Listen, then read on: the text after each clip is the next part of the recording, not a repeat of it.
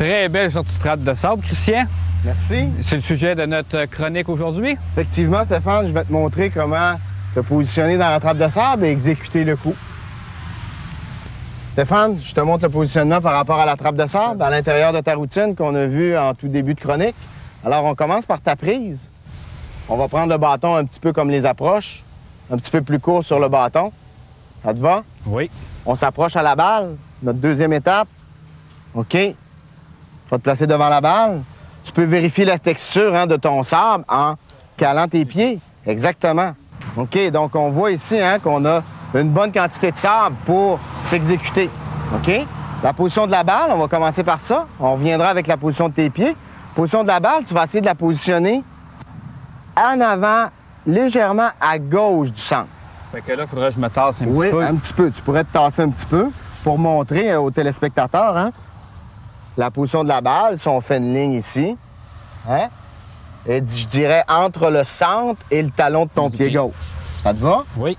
OK. Position de tes pieds, position de tes hanches, un petit peu la même chose. Ce qu'il faut que les gens retiennent, c'est que c'est un petit peu la même position au niveau des pieds et des hanches que tes approches. Tu es capable de me faire ça? Oui. Tu peux ouvrir un petit peu plus. On va ouvrir un petit peu, reculer un petit peu le talon aussi en arrière. Parfait. Position de tes pieds. On fait une ligne au niveau de tes pieds, ici, pour montrer, pour bien montrer que la ligne de tes pieds et la ligne dans laquelle tu vas diriger la balle est un petit peu différente. Ça va bien, ici? Oui. Tu me suis toujours? Je te suis toujours. Si je mets mon bâton comme ça ici, on voit que... je suis aligné plus vers la gauche. La gauche. Exactement. Ton bâton, ta balle, vers la cible.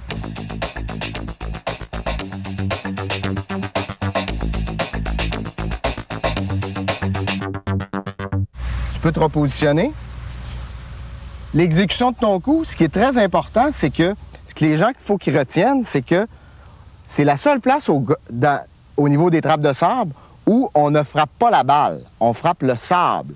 Donc, pour t'aider, Stéphane, ce que je vais faire, un petit rond ici, pour te montrer que ce que tu dois penser, c'est de frapper le sable. Fait que tout simplement, je vais frapper le sable.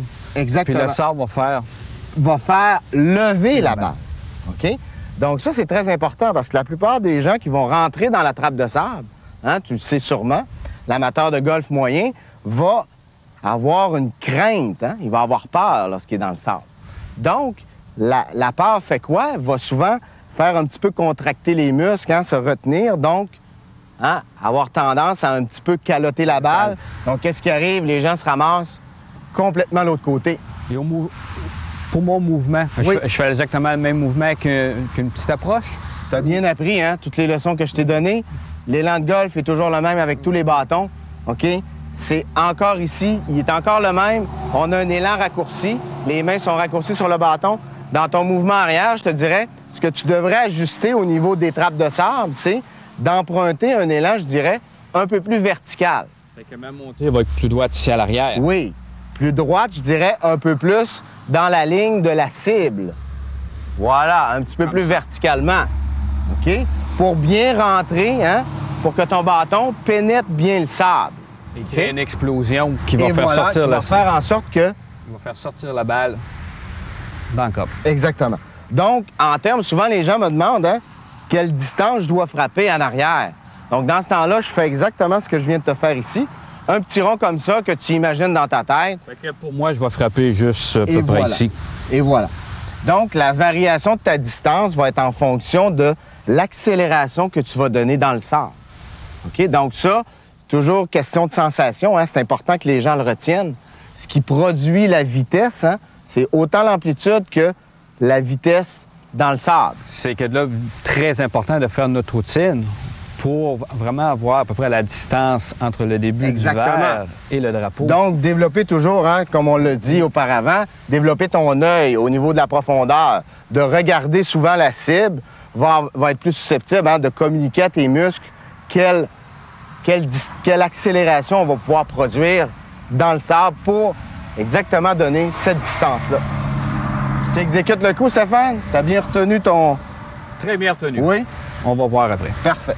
On essaye ça?